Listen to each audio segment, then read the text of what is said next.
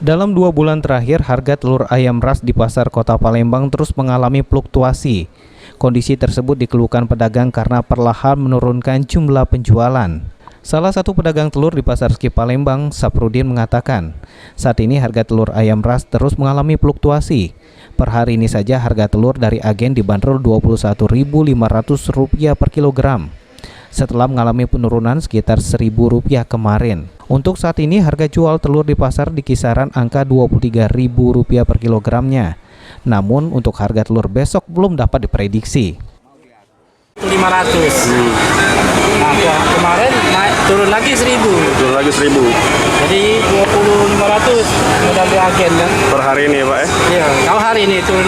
Akan tiap hari ada perubahan. Oh, tiap hari berubah Pak ya, fluktuatif Iya. ya? Oke. Ini lah kemarin turun 1.000. Tahu hari ini belum pasti kan, belum ada informasi. Kita jualnya berapa sekarang Pak? Jual masih 23 aku jual. Kondisi harga telur yang berfluktuasi ini diperkirakan masih akan berlangsung hingga akhir tahun nanti.